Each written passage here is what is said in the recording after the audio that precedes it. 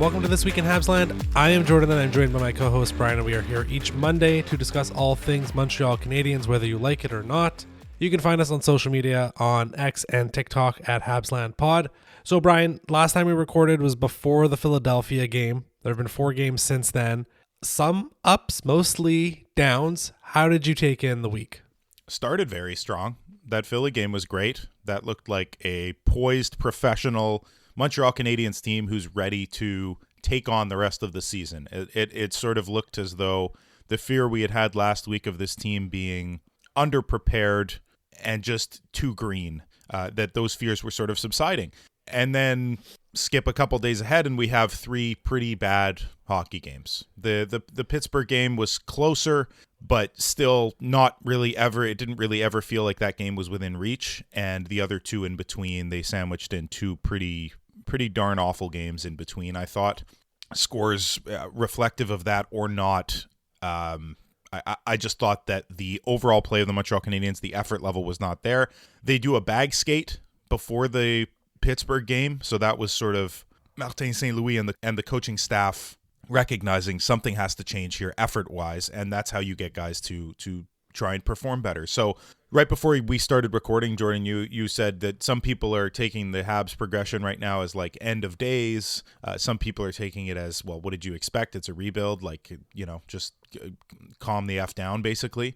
And I think I'm jumping over to that side of things where it's more just calm the F down. We're still in a rebuild. I think that we're partly responsible for this, you and I, for setting the expectations high because we said there's a chance at playoffs. And as soon as that thought enters my head, Jordan, at the beginning of a season, it's all I tend to think about is the Habs have a chance at playoffs. But we did say at the beginning it was like a 4% chance, I think is what we landed on. Like the chances were not going to be high that we were going to make it. So I think what's more important at this point, and I want to hear your take on this as well, is how do we get to a point where this team is playing like a playoff team, even if they are not one? So it's more about the identity of this team, the effort of this team, the structure. Even if we don't make the playoffs, can we at least get to a point where at the end of the season we're starting to play like one? Yeah, I think there's a lot of different elements that have to be adjusted and tweaked in some capacity, 5%, 10%, some places maybe 20, 30%, before we can start confidently seeing this team play 2, 3, 4 weeks in a row quality hockey against good competition. We've said it before, the quality of the competition to start the year is not strong, and unfortunately the Habs have, despite that, not taken advantage of it. So as you know, Brian, I've spent most of the week sick. So I had, I think, an interesting purview of the week that was, specifically the 2 games in the middle of the week against Seattle and Washington. So basically, I was just very fatigued, and by 8 p.m. I was going to bed every night. So, meaning I would get to watch the first period of the game, if that, and then go to bed. And I'm someone who doesn't care about spoilers on a team that's not going to make the playoffs in games in October. So I would check the scores in the morning and then watch the games mid-afternoon. If I was taking the day off, I'd watch them in the morning. So I can tell you this, the Seattle game, and we'll get into the headlines, and yes, we're going to talk about goaltending. Seattle game was goaltending that just nuked them. The interesting one was the Washington game, I found, because the score would indicate blowout to an extent. The reaction, I think, would also indicate like chaos, DEFCON 5, like it's over. I found the Washington game a little bit murkier. Like that game was tied 3-3, I think late into the second period. And I thought they were playing an all right game there. And then the wheels came off and there was an effort issue and there was goaltending and it kind of got away from them. And then on the Saturday game against Pittsburgh, so this one I was able to watch fully, and you noticed very much in real time that the Canadiens had covered up some of their defensive issues in the Pittsburgh game. In fact, it was the lowest expected goals against of the season for the Montreal Canadiens. It's not at 5-on-5. At 5-on-5, I think the Ottawa game was a little bit better, but considering all, power play and penalty kill as well, it was their best defensive game by that metric on Saturday night. Of course, offensively, they did squat, so it came at the expense of something. But I just thought, that is how I took in the week. That's how I viewed it. I think we can get into the headlines because we have to talk about the goaltending. Our first headline of the week is, okay, fine, goaltending might be a problem. You and I have preached patience for Montembeault and for Primo. I think we've been champions of both of them in the past couple seasons, specifically Montembeault. And the Canadiens, I believe the combined save percentage of the two is around 880, and that might actually be a bit too high. And I haven't checked it since it's been updated. I think it was around 874 before the Pittsburgh game. What I can say definitively is the reason they lost the game against Seattle is because their goaltending was absolutely atrocious. Now, there's still some carelessness in there. There's a jack-eye turnover, again, for one of the Seattle goals. That was the third or the fourth one. Like, there's still some bad stuff. They're still rimming the puck around the boards behind the net, and it's causing so many turnovers, and teams have already identified that. But nonetheless, there was a lot of point shots and shots from 40 and 30 feet out that were going into the net on Tuesday night against Seattle. Again, not as bad with Washington, but still pretty poor. Brian, like we've talked about, is it the defensive system that is tanking the team right now? And maybe we've put not enough onus on the goaltenders. Now that the sample size grows every week. We're now at 12 games in. What have you thought about the goaltending of Montembeault and Primo so far? It's been obviously inconsistent, but is there a deeper flaw that we have not yet come to grips with just the quality of the goaltenders is lower than we believe? So us calling them above average, whether we use those specific terms or not, that's essentially what we've said in the past, that this tandem will be above average this season. That may have been overhyping them, I think. I think the reality is that they are average, and that I might, this might surprise you, Jordan. I'm going to go against you a little bit on this, because I think they've been average, and I think that the defensive system has been far below average, like so far below average to maybe even last in the league. We talked about the giveaways. I mean, they're first in giveaways. They have been for seasons now in a row, like several seasons in a row. They're first in giveaways. They're on pace for 900 something. You said it last week. Ridiculous. Absolutely ridiculous. Their lapses in coverage in the slot, especially in the defensive zone, are infuriating. You can't just leave guys alone in the slot to take a shot off a one-timer from a guy who's also uncovered, just skating with the puck behind the net. In Gretzky's office, you got to cover that guy and you got to cover the guy in the slot. That's basic hockey from the 1980s, Jordan. Like that's old. I'm not saying that the goalies have not been, less than ideal, let's say. I want to put it that way because I don't want it all to fall on them. But I went back and I watched every goal against last night because I wasn't in a bad enough mood after the hockey game. I decided I'm gonna put myself in a worse mood and watch every goal against. So I watched the highlights, and this is what I found, Jordan. All the goals against are split into 4 basic categories. The first category with the most is a lapse in coverage. 9 goals against, open in the slot. And I should open with this. 22 goals against in 8 games played on Sam Montembeault. That's specifically what I'm looking at here. The Primo was a little bit more all over the place. Despite there being less games, there was more different types of goals. So maybe Primo's had more of a rough start than Monty, I would say. But in the case of Montembeault, 22 goals against in 8 games played. Lapses in coverage accounted for 9, almost half. So somebody being open in the slot, being fed a pass and either a one-timer or a quick release. That's 9 goals. 6 goals from point shots that were deflected or Monty was substantially screened. I'm not counting one where a point shot is taken, a soft wrister, and Monty sees it the whole way and it goes in.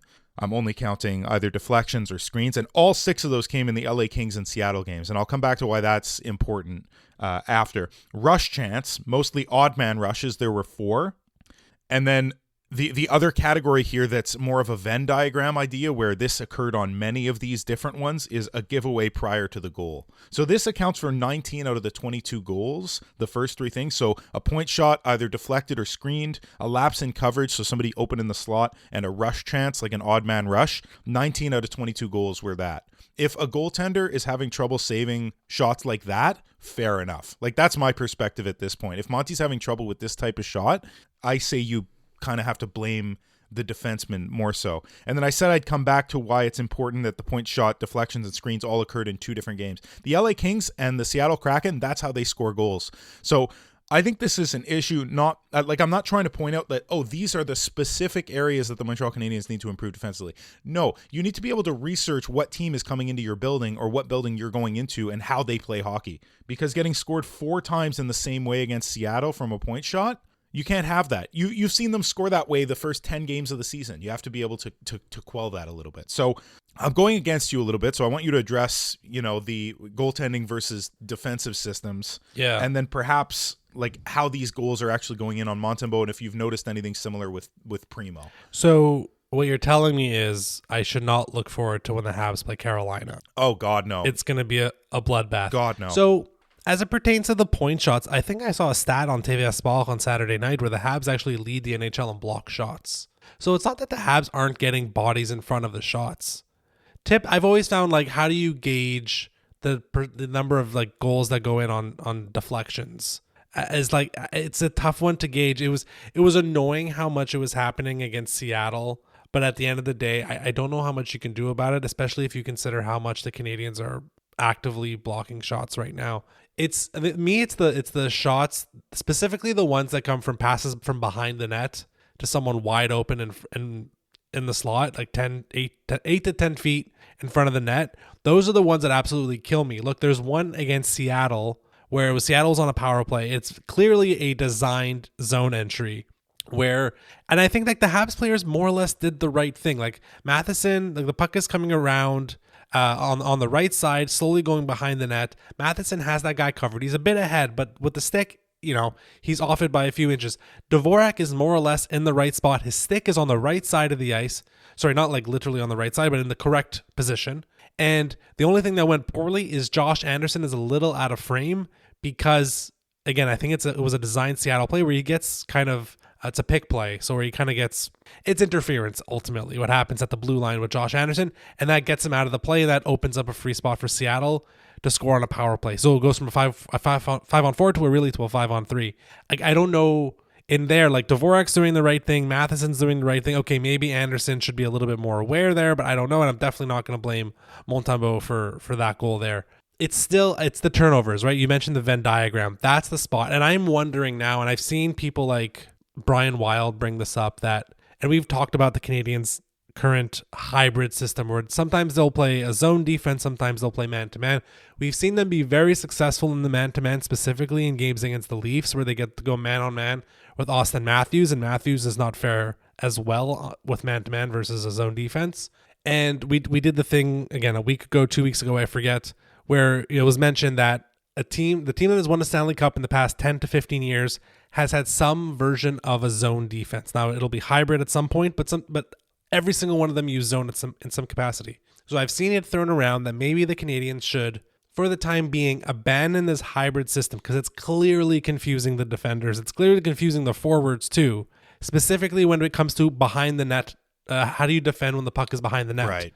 Should the Canadiens abandon the hybrid system? Just go zone for now. Let the young guys, because you got to remember, like there's Lane Hudson's a full-blown rookie. Mailloux, we've talked about it. He's going to play 20, 30, 40 games. Strubal's still super green. So is Jack-Eye. We all love Caden Gooley. He's still pretty green. Like, what do you think about, I know they want to go with this hybrid system, right?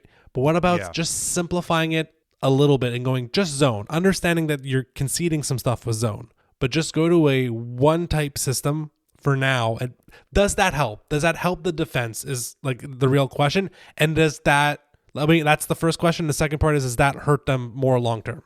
So that's what I want to address. So the short term, I think it does help them. I think you're flat out right about that. I don't think you can make an argument the other way. The hybrid system is great when you're applying it properly, but it takes time. It takes a lot of growing pains to figure that out effectively. And so, yes, I think that long term, they have to learn it. If I'll put it this way, if Martin St. Louis and the defensive coaching staff deem that is the best way moving forward for this team to be competitive and to win a cup in the future with the hybrid system, I'm all for it.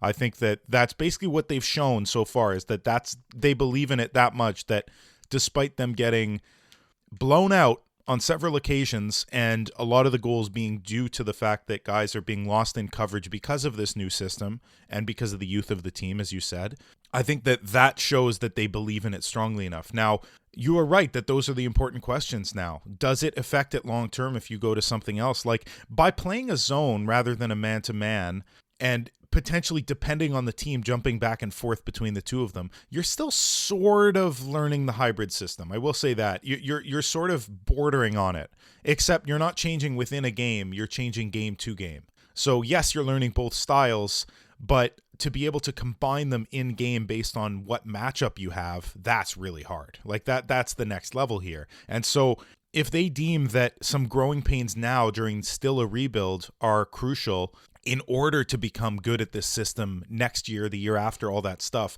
I'd almost rather them do it now. I'd rather them lose this season when we're already basically out of a playoff spot and probably will not crawl our way back. Just to be honest, Jordan, like we've played 12 games. We have 9 points.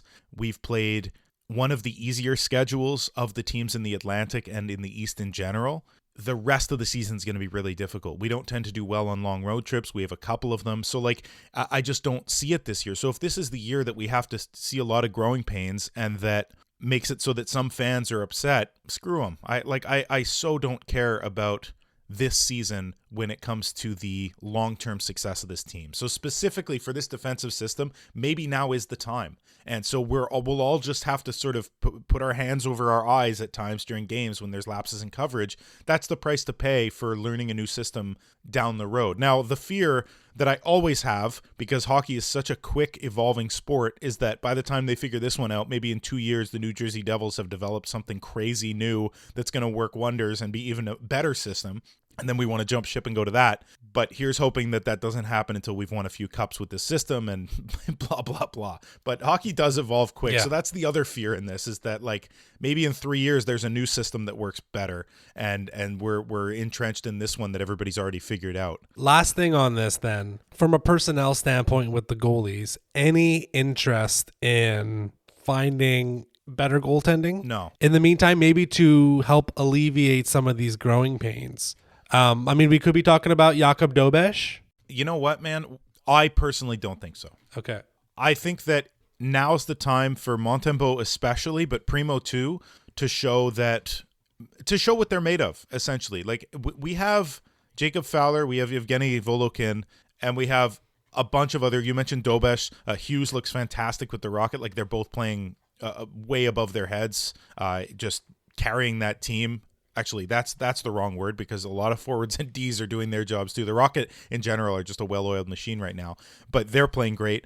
But with all of these young prospects coming up, younger than Monty, younger than Primo, now it really is the time for Monty and Primo to show, no, I want to still be on this team when we're competitive, and I deserve to be here. And I think now's the time to do that. It sucks for them. Like, Fowler's going to come in when Demidov and whoever we draft this year are already here. Reinbacher hopefully is in the lineup at that point. Mayu will be like 23, 24. Guli's going to be an established defenseman.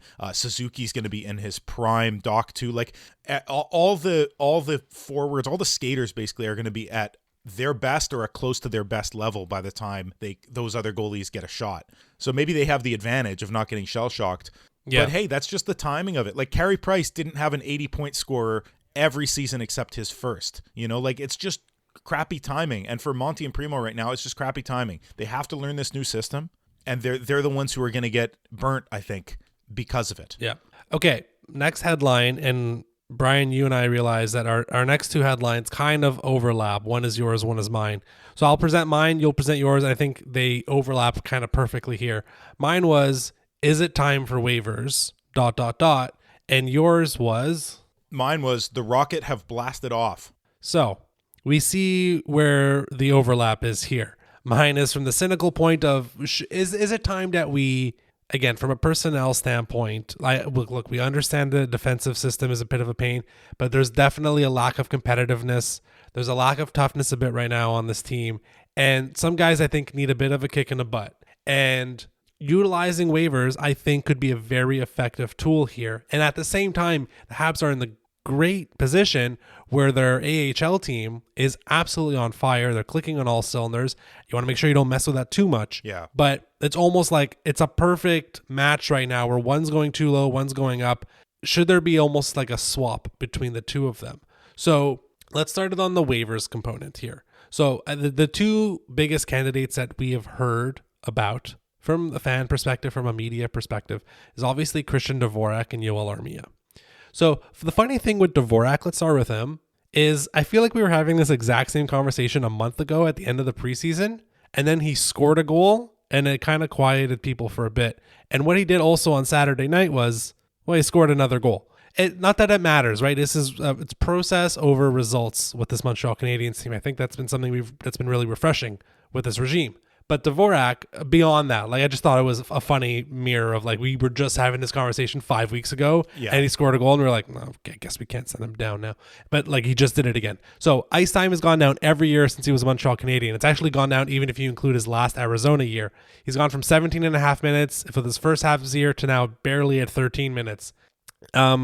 Face-off percentage, it's down, way down actually from last year. I think last year was around 56-57%. He's under 50% this year.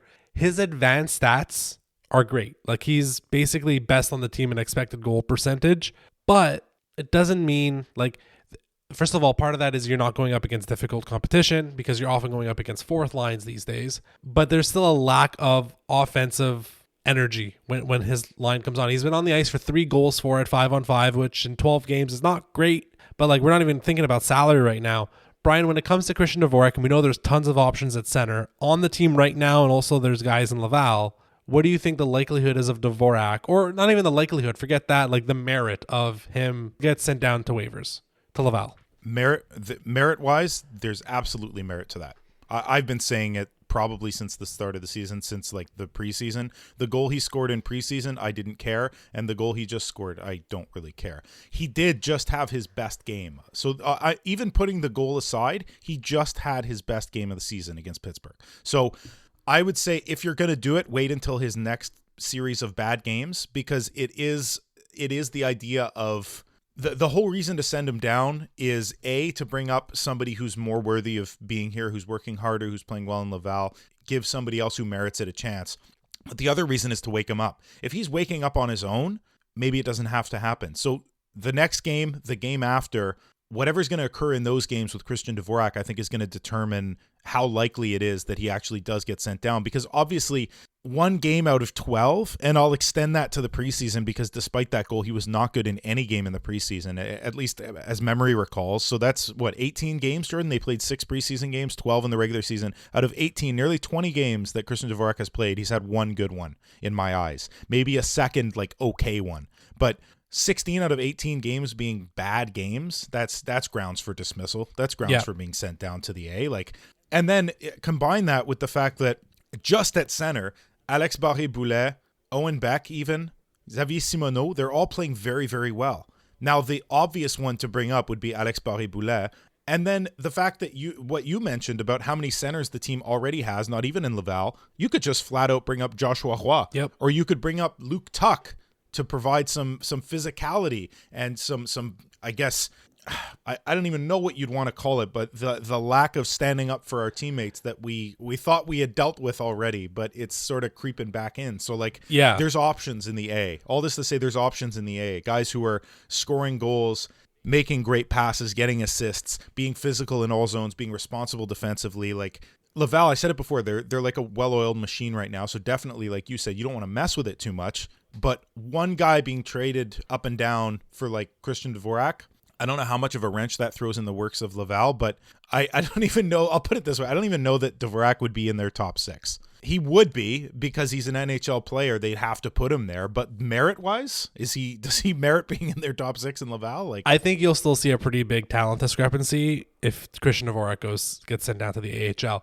To wrap it up, because I've been thinking about this, okay, Ken Hughes should not make a panic trade. I don't think he will, despite the fact that we keep hearing these rumors. We talked about why we might be hearing them last week. From a defensive coverage system, we don't know if much will be happening, but let's just assume they keep the hybrid system for now. The biggest shock to the system that the Canadiens can provide is sending down multiple guys. So, in my head, the biggest shock would be if they sent down 3 guys right now, and they brought 3 guys up. So if it's Christian Dvorak, Yoel Armia is the other guy who has not been on the ice for a 5-on-5 goal for this year. He's been on the ice for 9 against.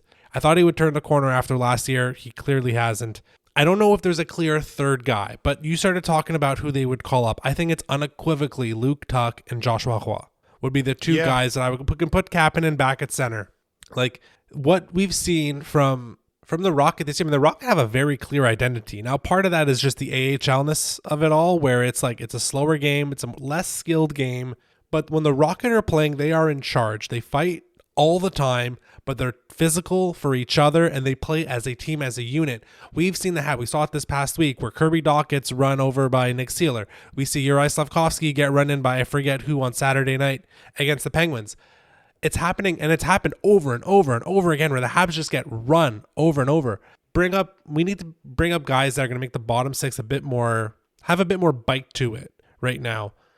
So I'm wondering, is there a way, Brian, to get Tuck, Roy, and Jared Davidson called up? Davidson and Tuck, put them in the bottom six. I know there's a skill thing that would probably be lacking, but it wouldn't be an effort thing. This team needs to have guys on the team right now that are just giving 135% every shift. That's absolutely what Luke Tuck is doing in Laval right now. Yep. Jared Davidson has a bit more offensive flair, but I think he can provide that physicality as well. And then bring in Roy to the top six, because that would give you that maybe just a bit more spark. And that's where we thought he was going to be right now. My question to you is, are those the right three guys? If you want to make a big shock to the system, are those the right three guys? And then who would be the third guy you send down? So in terms of that being the correct three guys, yes, there's two on the, whatever you want to call it, peripheral, Logan Mailloux, but there's no space for him because the defenseman, there's nobody obvious to send down in terms of the defenseman right now. And then there's Alex Barré-Boulet, who if you want to bring in, I would say instead of Davidson, somebody who's got a little bit more structure to his game to help with the lapses in defensive coverage. Maybe Alex Barré-Boulet is the guy instead of Davidson, but maybe I'm splitting hairs at that point. Like Davidson has looked great. So man, oh man, that's tough. It's Dvorak.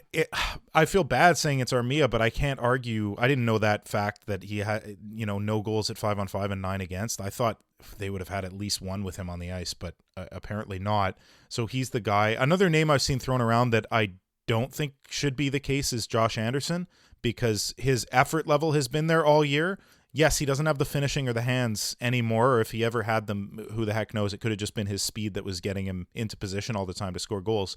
But he went at it with Wilson. He fought Wilson, kicked his butt, which was great. Wilson had been just, and always has been, this is Wilson's game, just being a bothersome, hit anything that moves, even little guys, hit dangerously. He knows how to toe the line, though, between suspension, no suspension, penalty, and no penalty. Like Wilson does toe that line often, and sometimes hurts guys because of it. And Anderson stood up to him. So I don't think Anderson is in this conversation. I'm trying to think of a third one, and I'm having trouble because any other consideration that you would make in terms of these players, often it would be another guy who's in a similar situation to Roy, to Davidson, to Tuck, who's a young prospect who's trying their best and deserves a shot. So you don't want to take that away from Kapanen necessarily or Heineman. No. So like it would have to be another veteran. And at that point, it's just like, whoa, like this is a huge move. Yeah. 3 guys at once. Like this is almost unprecedented. I can't think of a time the Canadiens have done this in my life. So the easy answer is Michael Pezzetta. The only issue is that doesn't necessarily mean it opens up a spot in the actual lineup, right? No, because he's the 13th forward. Exactly. So for people probably screaming Pezzetta, like, okay, theoretically, yeah, we could do Michael Pezzetta as the third guy. But then Davidson's sitting in the press box. Exactly. So it's kind of irrelevant there. So it's probably better if it's just the two. I'm just going to throw out one name. I agree with you on Josh Anderson. Like a year ago, he would have absolutely been the candidate for this. Yeah. Not this year. He's doing a good job this year. And I'm not saying this is for waivers. I'm just asking the question, what are we doing with Alex Newhook? I'd say we're watching him have higher pace than most of the Montreal Canadiens players. I don't have an issue with Newhook. Okay. His pace is exceptional. It's often tops on the team. I was about to say Hudson. Hudson, when he has the puck, his pace is very, very high. When he doesn't have the puck, there's defensive issues. But Newhook, when he has the puck, very high pace. Even when he doesn't, he's back checking hard. I'd say him, Caufield. Suzuki plays a slower game, but I think his brain is at that pace. Like there's a select few guys that have the pace that Newhook does, so I don't think that he's a guy to send down. But I really do want to hear your point of view, though. I just wanted to bring up Newhook, not to go through waivers, none of that. I'm just saying Newhook feels like a guy without a home right now. Like we have yet to find somewhere for him in the forward lineup where he is at home. The way he was at home at the very beginning of last year with Dach and Slavkovsky, and the way he was at home in the last 20, 25 games of the year when he was at center. Like, he hasn't found that sweet spot yet. We haven't found a home for him. Like, we're happy with the Evans line. That's doing okay. Caufield and Suzuki, we're going to get into whoever the hell the third guy's supposed to be in part 2. Oh, yeah. Everybody else just kind of feels like lost at sea, and we haven't found a home for them yet. And a lot of that, unfortunately, comes down to Kirby Dach, who is somehow a minus 14, not being a reliable second line center yet. So yeah, I just want to bring up Newhook briefly. I don't think that's the answer.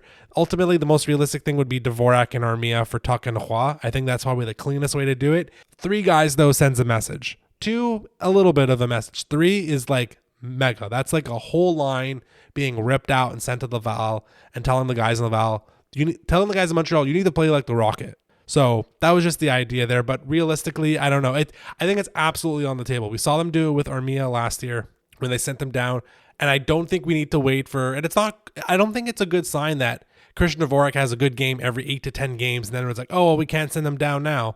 Like, it shouldn't be about that. It should be a longer evaluation period that we care about rather than the most recent game. Of course. I want to be clear because I'm one of the ones who said that. Like, he just had his best game yet, maybe wait a couple. He will have bad games again, Jordan. I don't think this game was him turning a corner so much as it was one good game in a sea of bad ones. So I would love to be proved wrong and then him amass some value and be traded at the deadline. Like, I think that's probably the goal here in keeping him with the Montreal Canadiens right now, Christian Dvorak. Yeah. Up his value by letting other GMs and scouts and things see some good games, but one good game in 12 is not gonna encourage anybody to make a trade for Christian Dvorak. Yeah. When trade deadline comes, like I also don't care about a 4th round pick coming in for Christian Dvorak in 3 months. Like, no, of course that's not the priority. Exactly. Here. I think at a minimum it should be Pezzetta for Tuch and put Tuch into the lineup.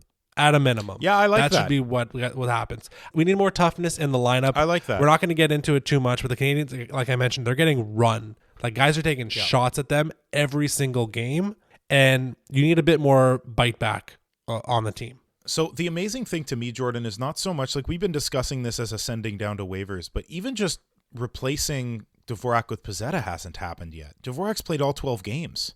Armia's played all 12 games. Even just a little bit of a more subtle jab of you're going to be in the press box for this road trip. The next 3 games you're sitting and watching, or the next 2 games at home, whatever it is, even one game. We haven't seen that yet. So that's something that I think they should definitely have an appetite for. Like, if the next game Christian Dvorak goes out and doesn't play like he did against Pittsburgh and plays like he did the first 11 games and preseason, I think it's press box or waivers immediately. And then if that doesn't right the ship, then maybe that's when you do the Rocket thing. Because the other thing that we mentioned at the start that I really am afraid to mess with, the Rocket are on a tear. And so I know some of that is like Connor Hughes in net, 937, 181 goals against. Jakob Dobes, 910, 225. Like, both of those guys are playing phenomenal hockey in net. Joshua Roy is at over a point per game, scored 7 goals so far. Mayu's playing over 2 points per game because he's so obviously an NHLer offensively. It's the defense he has to work on. Barré-Boulet, Beck, Davidson, Méchard, Tuch, like, all these guys are playing so well. I don't want to mess with it too much. That's really stupid of me, like prioritizing the Rocket over the Canadiens right now, but we're in a rebuild and there's a lot of young kids we want to see succeed in the future that have a chance to win this year with the Rocket. So maybe a priority is being put there. Yeah, I think Beck's the guy you probably don't touch. Probably same goes for Dobish. Those are the guys you probably don't want to touch at all. Mayu is going to be back with the team at some point. Roy will be back with the team at some point. And then there's enough, it took a couple years, but there's some good amount of players with Kandata. Simono's having a great year. He's always in it right now, good or bad. But usually, like, when there's fisticuffs going down, Simono's there. Florian Jackie's getting his legs. Farrell's having a really rough time right now, but he's still getting opportunities. They're in a good zone right now. I wouldn't worry too much about it. Brian, let's head over to part 2. Sounds great. So part 2, what we're going to do today is I pitched this to Brian as like a modified fill in the blank. It's not really that, but it's essentially, we're going to ask the question, at what point can I say? And then we'll provide our statement. That's where the fill in the blank comes in. And then we're going to have an honest conversation about it. At what point can we say, because a lot happens right now where people say, we'll make declarative statements. And because we're so early in a rebuild, or so early in this person's career, or so early since this thing happened, well, it's like, you can't say it yet. You have to wait till X. Well, let's discuss when that's going to be. So, Brian, first one, very fun one. which is where this whole idea came from. At what point can I say that Cole Caufield is the best goal scorer on the Montreal Canadiens since Mats Naslund? Wow. Well, Jordan, obviously the reason we're having this discussion, after 12 games, Caufield is on pace for over 65 goals in the 24-25 season. But no one remembers goal scorers for pace on small sample sizes at the start of seasons. So goal scorers are rated and ranked based on season totals, career totals, and the only thing that's going to get Caufield to compare to like Mats Naslund and all these other guys we're going to talk about here, endurance in season. That's what's going to be required here for him to reach Damphouse's level and Pacioretty and even Kovalev. Like consistency and high-level goal scoring, that's what we're after with Cole Caufield. And also longevity over his current contract and beyond. Yes. Okay. Right? That's what would get Caufield into conversations with these guys and even with some all-time greats. So do you want to jump into some players? I've got a list of about 7 or 8 before we even get to the Mats Naslund discussion, which is insane. Yeah. So let's put aside, you already said, I think, all their names. Pacioretty, Kovalev, Damphousse, Naslund. Let's put those guys, they're in the top group. They're in the one day, yes. Yes. Okay. So let's put those guys, let's go with the one group below it and just make sure that Caufield is above them. So much forgotten, I would think, is Brian Gionta. Not on my list, so forgotten by me, but please, go ahead. 28 goal season, 29 goal season, 97 goals in 303 games. Not a bad pace. I think it's like a 27 or 28 goal pace overall. Had some good playoff runs. Another guy, Thomas Plekanec, who we don't think of as a goal scorer, but did have 7 20-plus goal seasons. So, to be brought up. Andrei Kostitsyn is another one, multiple 20-plus goal seasons. And then, of course, Alex Galchenyuk, 20-goal season, 30-goal season. Has he surpassed those 4 guys? Can you confidently say he's passed those 4 guys? I'd say so. I don't need to see him score 30 goals in a season to say that he's better than Galchenyuk. I think that there's enough to his game, and he has a long enough contract with the Montreal Canadiens right now that we will see him get a 30-goal season. We'll see him probably get several of them. So I think at this point, that's the discussion too, right? Is what has he done and what's he going to do? I think we're both confident he's going to pass a lot of these guys. Yeah. So yeah, to me, that those are fine. The next group is really interesting to me, and I'll go through some of the names if you're cool with that, Jordan. Pierre Turgeon, very short stint with the Montreal Canadiens, so whether his name deserves to be here or not, I guess, we'll let the listeners decide that, but a 38-goal season with the Montreal Canadiens can't be ignored. His other ones were like 10, 12-ish goals, something like that, like much less than 20. So the 38-goal season's the only one to write home about. Caufield could pass him this year just by getting close to 38 because he's got other consistent seasons under his belt. Michael Ryder, 31-goal season, a 26-goal season, a 22-goal season.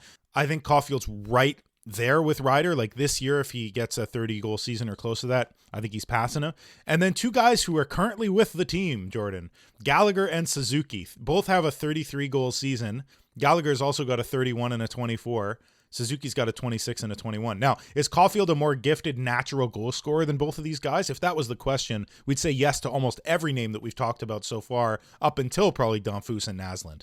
Maybe Pacioretty. But until he scores 32, 33 goals, is he even there with Suzuki and Gallagher? That's an interesting question too, and I'm probably getting people laughing at me as they're hearing this right now.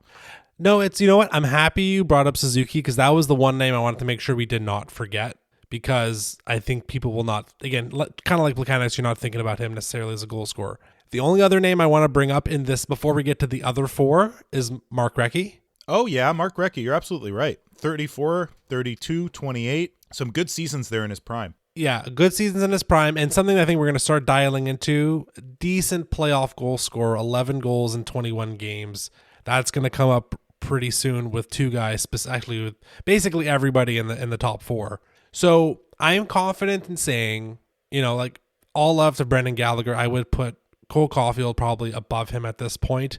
I think at this very moment right now, right? The question is at what point can I say, not where he is right now. Where he is right now is with Ryder, Recchi, and Suzuki, I think. You can put Gallagher in the same group, but I think Gallagher's at the bottom of that group, if that makes sense. Yeah, fair. That's fine.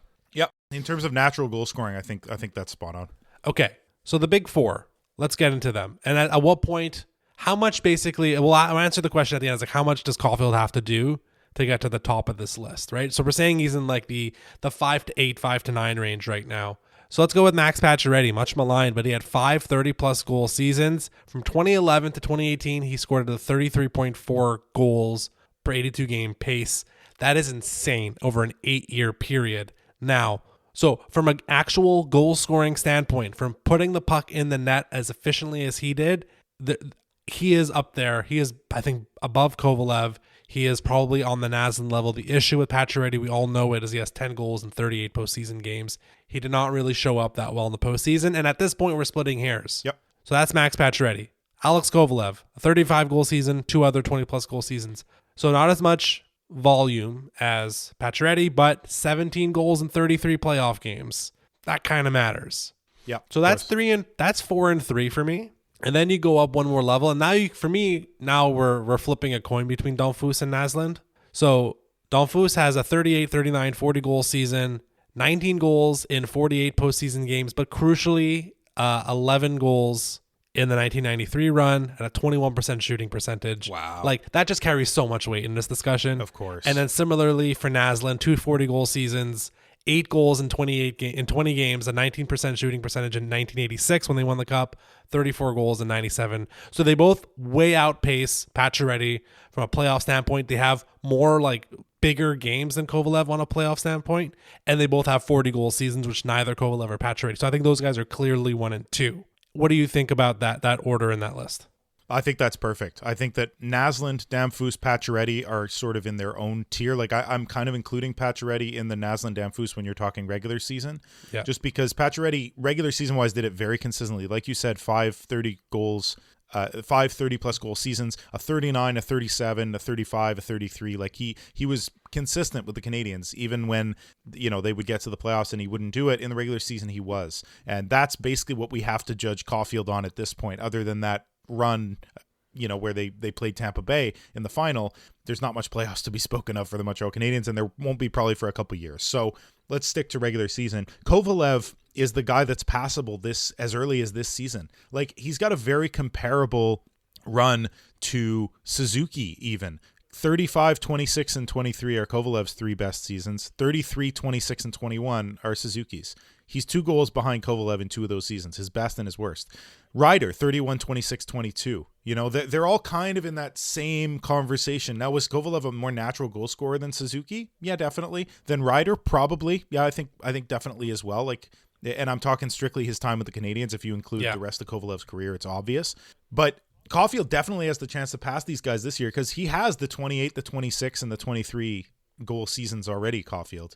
And he's on pace to absolutely destroy a 35-point season. Like, if he just keeps even close to this pace and scores 45, something like that, he's now in the conversation with Mats Naslund, Damphus, and Pacioretty. All he needs is one more 30-plus, and he's right there, So, and that's the other thing that I want to say here is that one thing I noticed while compiling this list, how many of these guys have 3, 2, 1 great goal-scoring season, and that's it. A lot of them do. Goal scorers have not really been mainstays with the Canadiens over the past 44 years? Mats Naslund stopped in 1990, I think, something like that, or 89. So, we're talking about roughly 40 years. 30. 35. 35 years? Sometimes I'm good at math, Jordan, but just believe me. So about 35 years, whatever it is. A lot of these guys, the names on this list, they're for a few seasons, but Pacioretty's really the most consistent goal scorer that we've had. And even him, we didn't have him his whole career. We had him about, 10 years, 8 seasons, something like that. And then he was gone, and he had injury woes as well. So Caufield might be the guy who's a sniper who has the longest stay with the Montreal Canadiens in 35 years. So that's going to help him here too. Yeah. He's going to have the chance to pass all these greats. Exactly. So I think to answer the question, I think we need multiple 30-goal seasons, probably a 40-goal season, and I need playoffs. I know you seem to de-emphasize it there a little bit, but I really do think... No, sorry. Maybe I misspoke. I don't want to lead people the wrong way. Yeah, with the Pacioretty discussion, I was leaving playoffs out to sort of help Pacioretty out in the conversation. But overall, definitely playoffs should be a factor. I agree with you there. Okay. Brian, what is your next statement? All right, Jordan, my next statement. At what point can I say that the Canadiens had the best draft of any NHL team in 2022? Okay. So it feels really early for this one. It is. right? It's only 2 years later. And we just said on the last pod, like one of the last things to close it out was you give guys 5 years. You give prospects 5 years to show what they've got, or else labeling them a bust early or a star early could really hurt their development, put undue pressure on them, or hurt their confidence. Despite all that, after 2 years, I think it's become quite clear. We got 2 top 5 players in this draft. Now, I'm being conservative with that estimate, despite the fact that many analysts have called them number 1 and number 2, or number 1 and number 3. Slavkovsky, we got it first overall. Makes sense that he should be the best prospect. He's played the most amount of games. He's got the most points so far. He's looked the most NHL ready of anybody of this draft class. Cooley's close. And then Hudson, who we got at 62, is definitely a top 5 player in this draft. He might battle Slavkovsky for first. Like, that's how dominant an offensive defenseman Hudson's going to be. And then plus 4 probable NHLers: Machar, Beck, Engstrom, and Davidson. So I've compiled a list here. I want to know what you think about this one before I give you the list of roughly 6 teams. I think I've got 6 teams that had good or great drafts in 2022 that we could talk about as like, well, don't forget about, Arizona, Anaheim, all these teams. Yeah. But I want to hear what you think first. Okay, well, obviously we got to wait at least 3 more years. So at what point you're going to say it's going to be at least 3 years, or until Leighton Hudson wins his first Norris Trophy in 2 years? Beyond that, so I have my list too of like, okay, well, if it's not like, yes, we're getting ahead of ourselves, but if we're kind of like treating it as a horse race, like who is still with the Canadiens? You cannot deny that the Canadiens are leading the pack, but who else is still there? And which is realistically like, oh yeah, you know what? I can actually see Anaheim, who has Pavel Mintyukov, Nathan Gaucher, and Tristan Luneau. You're like, okay, I can see that still being a thing. So I had 4 teams. I'm interested to know like what extra teams you had. So I'm sure you had Anaheim in that group. Yes. Columbus with Matty Chuck and David Jiricek. Of course, New Jersey was Simon Nemec, who was the number 2 pick in the draft, and Seamus Casey, who I thought was ready, but I guess New Jersey is just so good they don't need him. And then Chicago with Korchinski and Frank Nazar. Those are the other 4 teams that I was like, you know what? Like, okay, you're still there. I can still think about it. Arizona, I'm guessing, is one of the teams that you also have, purely because of Logan Cooley. Yes. Right? Because they traded away Connor Geekie has been moved, right? He's been moved, but like I don't care so much about trades. I'm talking purely draft. Like, can you say that when the Canadiens drafted Sergachev, that wasn't an amazing draft pick, despite the fact that they then traded him? Sure. That's sort of my mentality. Like, the Habs drafted Sergachev. That was a good draft pick, and then you traded him away. So I still give credit to the Coyote. That's maybe more what this is. This is credit to the scouting departments rather than the GM themselves of these teams, because sometimes they get traded away. But yeah, Logan Cooley, Connor Geekie, even Maverick Lamoureux is like a subsidiary guy. But that's the thing, right, is that I looked through this, and obviously we don't follow these teams as closely, but like the most I got to was 3 players. Usually one great one good one, and then like one extra. Like the Columbus extra would be Luca Del Belbalus, because he's got an NHL experience, and he's probably going to be a mainstay eventually. Like Sam Rinzel for Chicago as well. I think that's a guy to be added in. So like these guys are subsidiary guys, but we've got 4 of those: Machar, Beck, Engstrom, Davidson. Yeah.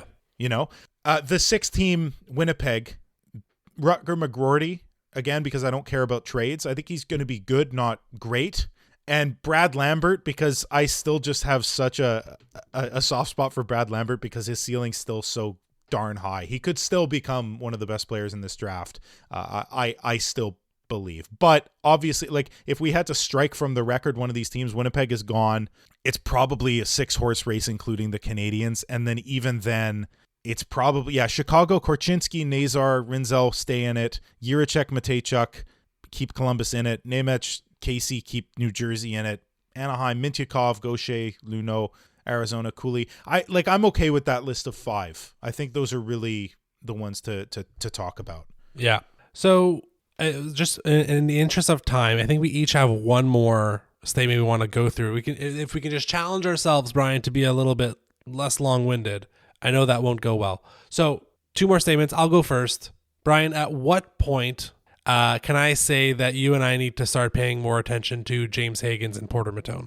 And now, before you answer that, critical subset here, do not give me a number of games response. Do not tell me after 20 Habs games. Because every week we get a bigger sample size, and they are still 31st in expected goal percentage, still 30th in shot attempt percentage.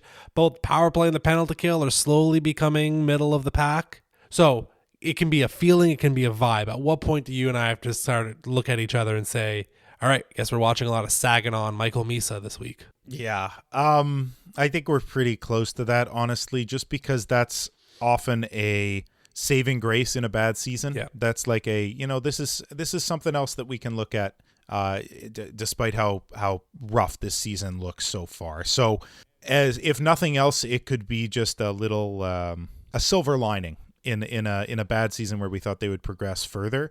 And also there's also the fact that if you're bottom 11, you have a shot at it. You don't have to be first overall in terms of your lottery chance to get the lottery pick. You could still go on Tankathon and click the refresh button about 20 times, like I've seen a lot of Habs fans doing, trying to get Higgins or whoever else in this upcoming draft. I haven't looked at them at all yet. Basically, like I've seen highlights, they look good, and I'm sort of saving it. I don't want to be that guy yet, so I'm not thinking about it really. And Tank Nation just bores the hell out of me, so I think I'm reserving judgment. But I will say, if as a fan or a listener, like you want to go out and check out these players because you think the Habs might get them, go for it, man. Like have fun. They're exciting players.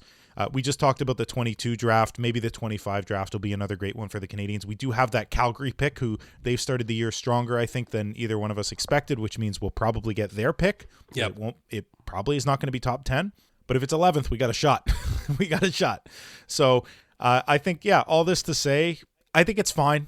I think it's fine to start looking. Have you looked at them pretty closely because of this, Jordan? Have you been... No, my answer is going to remain the same that it usually is. I'm not going to look at prospects before the World Juniors. Yeah, I think that's a good answer. It kind of aligns with when the Habs schedule gets real tough. So if the records... And also should align with when Patrick Laine is coming back. So that's all going to kind of line up together, and we'll see where it is.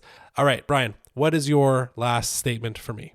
Okay, so the one I just went over, the Canadiens had the best draft of any NHL team in 2022. My next one, the Canadiens had the best draft of any NHL team in 2024. No, I'm just kidding. It's far too early for a deep discussion on this one, but I do like calling my shot early, so stay tuned for that in a couple years. No, the real one. The first line of Caufield, Suzuki, Anderson should never be attempted again. How long until I can say that definitively? At what point can I say that this line... The attempts at this line have run their course, Jordan? I want to talk about the advanced stats, the expected goals percentage last season and the season prior. So last season, this is out of forward lines that played a minimum ice time of 50 minutes. So that's not even a ton of minutes here.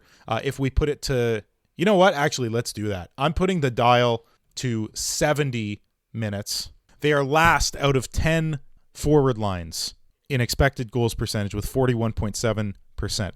They're behind Slavkovsky, Dvorak, Caufield. They're behind, hey, remember Tanner Pearson, Jake Evans, and Josh Anderson? They're behind a bunch of Monahan lines because Monahan was great. Armia Newhook Gallagher was actually the best expected goals for, but last season. The season before, okay, maybe it gets a little bit, no, dead last, 14th out of 14 lines, 25.4% expected goals percentage. Jordan, that is atrocious. They're behind Hoffman, Dvorak, and Dadonov, the hardest working line in hockey. I cannot think of a line that I would rather forget than Hoffman, Dvorak, Dadonov, and they beat their expected goal percentage by over 10%. Stop trying, Caufield, Suzuki, Anderson. It does not work. You're figuring something out with Anderson now that he belongs on the third line as a checking forward. Leave him there, please, Jesus. What do you think, Jordan? To answer the question, 2 years ago is the answer. This has so run its course. I don't know why we're still here. I get it. I get what St. Louis is doing. It's what I mentioned earlier. Everyone is without a home right now on the forward group. Other than Suzuki, Caufield, they appear to be happy together on the first line. And it looks like Evans and Gallagher, really, on the third line. Other than that, everyone is without a home, and St. Louis is just desperately trying to find other pairings or trios that work. But I'm telling you right now, Anderson on the first line, everyone knows this, is not the answer. Yeah, I agree. Put him back on the third line. It's a very expensive third line checking line, but at least it understands its role and knows what it's doing. Anderson's had a much, much better start to the year this year. Again, if his hands were 10% better, he'd have 4 goals instead of 2. Yeah, that's the answer to the question. I'm happy you put this in here because I can't believe we came back to this spot. It's Groundhog's Day. We keep coming back to this every year. Now, maybe every year it's less and less, right? 2 years ago, they played 30, 40 games together. Last year it was maybe 5 games together. Maybe this year it's only going to be 2 or 3 games together. But it's certainly infuriating to it's the Einstein quote, right? Like the definition of insanity is doing the same thing over and over again and expecting different results. I don't know why we're expecting different results here. So yeah, the answer was 2 years ago. Yeah, I think this thing has run its course, definitely. So that's it for these statements that I have. I'm looking forward to this week of hockey now, Jordan, because this past one was not a super one, and this week we play some good teams, and I'm hoping that playing weaker teams like we have been, beatable teams, is the reason that we've been playing in a beatable way, let's say. The Habs, we've talked about this ad nauseum over the past 3 seasons that we've been doing this podcast, that the Canadiens play down to their opposition when they're playing weaker teams, and they play up to their opposition too. So we play against Calgary at home on November 5th. That's Tuesday. Then on Thursday, we go out on the road for 4 games straight, the 2 that are happening this week. New Jersey on Thursday, Toronto on Saturday. These are 3 important games, I think, for the Canadiens now. This is the point at which, I think we've already, you said that, horse racing analogy. We've reached a point now in the regular season where I think probably a third, if not half of the teams in this league have amassed enough points that we will never touch them again in terms of a point amount. We'll never touch those teams again in the standings. We just won't. So, we're reaching a point now where meaningful distance is going to start occurring between us and the teams we should be catching if we want a chance. So this week is very, very important. What do you think about that? Am I putting too much pressure on games 13 through 15 in the regular season?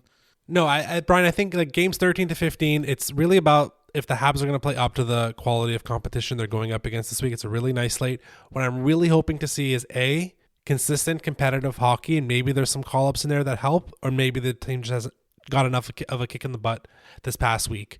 And the second thing I really would like to see is some actual exciting hockey games, because let's be honest, these last 3 games this week, Philly game aside, kind of sucked to watch. I mean, the juice was sucked out of the building in the first game against the Kraken, and then the Washington game was all right. Again, from my perspective, that game was decently exciting, and then it was just kind of a kick in the nuts in the third period. And then the Pittsburgh game, let's be honest, was one of the most boring games if not the most boring game they've played all season. But at least it was kind of close. Can we just get a bit more excitement in the hockey, a bit more competitiveness? They're going to go hand in hand.